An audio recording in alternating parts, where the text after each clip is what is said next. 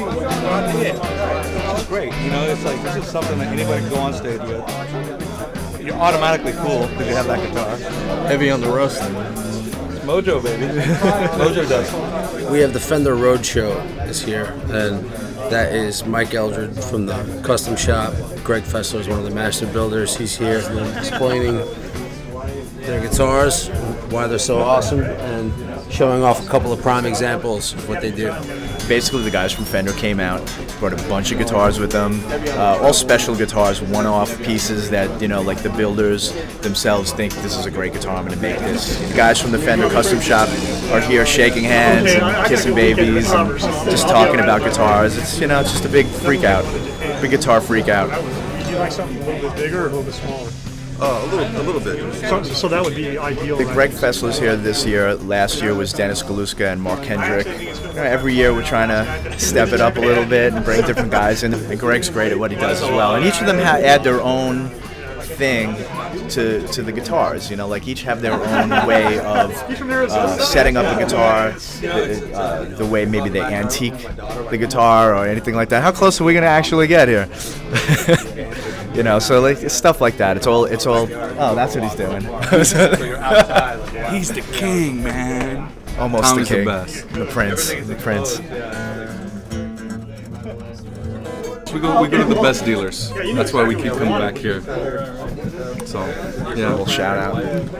It's the truth. I mean, you know, Tommy and I talk a lot about stuff like this, you know, and you know, it's so cool to come to a store like this because Tommy and his staff totally get what we're about. Sometimes you build these guitars and they go to dealers and it doesn't translate. It stops, you know, and the guitars sit and people just kind of go. They don't know who the consumer is. They don't know what, you know, why we did what we did. They don't, you know enough about the guitars. They don't care really to learn. And the thing with like Tommy, it's just that they really want to know. You know, they want to know, why is this cool? Why are you doing that? You know, can we do this? What if we did this? Does it work like that? And it's like, yeah, man, it works all good. So that's the thing. This is a master built guitar. It's master built by a gentleman named Jason Smith. It's a template and specs that we spec'd out here. Call it the Music Zoo Ultimate Relic. It's basically about as beat up as it can possibly be. It's not just for looks. When you take off a bunch of the finish and the paint, the guitar solidifies a little more. It tends to get a little bit louder over time as moisture escapes the wood. So it's really what it is. They're building guitars to try to replicate what vintage guitars have turned into. Sort of picking up popularity, you know, it seems like it's like. Can't tell you how many players come in here that play. They're players, they're great, you know, but they're not famous. They're accountants by day, and then at night they play guitar and they just happen to be amazing. And we're able to kind of still represent them and like treat them like a rock star. Oh, you want that kind of neck on the guitar? No problem. You want these kind of frets? We're going to do this. So we could really like dig into a guitar and make it theirs. It's their model, even though they're not famous, and even though so they still have like their own personality with the guitar. And at least it gives me a buzz to kind of be involved in building it and getting them what they want. Like a guy out here, you know, he's not going to be able to go to the custom shop in California, you know, but he can come down and talk to Tommy, who's been there a bunch of times, and Tommy can just like totally help him through that process because it's this, I call it tone angst. There's this sickness that the guitar players have, tone angst. And we're all searching for something that we almost have. And I just need 15 of them, you know. And you just keep going through and finding stuff that you just go, man, you know, if I only had this alder body Strat, you know, with binding on the neck and a flat raised fingerboard and 6105 frets and, you know, Abbey hand-wound pickups and everything, it's like, man, if I only had that guitar. And now, you know, they can come down here and Tommy just totally translates that. Yeah. That's great. I mean, we've seen a lot of stuff, and I've never seen that before. Never even thought about that. Yeah, I mean, we get great ideas from the customers too. Sometimes somebody will come in and say, "Hey, can you do this?" And we're like, "Wow, I never really thought of that. That's brilliant." You know, we get the harebrained, you know, like, you know, I want a toaster attached to my, you know, it's like, come on.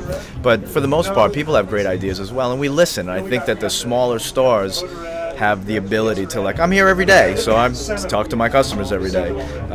So I get to hear what they're saying. I think the bigger stores sort of lose that in some way, shape, or form because they're just not really hanging out with the customers and talking and seeing what's going on, and, and I'm able to relay that to Mike because I'll just call him up on the phone and go, hey, dig this. This guy just came in and he just said this. And I think that's important. We're just talking about this. He just brought in an idea for a guitar, and he's got a picture of it, and you got to check it out. You got to check this guitar out. It's pretty cool. Joe, you got to show the camera as well. Oh, okay. It's going to be famous. No, don't steal my idea now. This is an idea I had for a custom shop telly based on, obviously, the Fender Blackface amps. Obviously, the grill cloth that you see on Fender amps, the Fender amp logo. The pick guard is Tolex, like the Fender amps have on the back and sides. Amp knobs, even an amp switch and a little light that would go on when you plug the guitar, a cable into the guitar. Like I said, I swear to God, that would make the Fender calendar, no doubt about that. That would be a front cover. I've never seen. They like it. So far, it's a hit. So maybe I'll get a quote on it and see how much it's going to run. Cool. I'd really like to make it. It'd be fun. Yeah. It's actually a lot of fun to make. Yeah. So. There it is. It's just a great idea. Just walked in.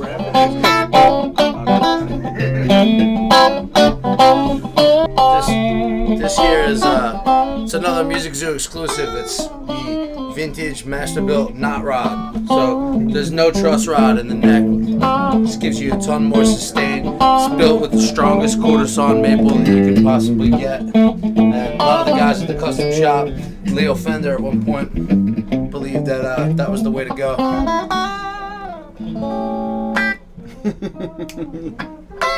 So my name's Mike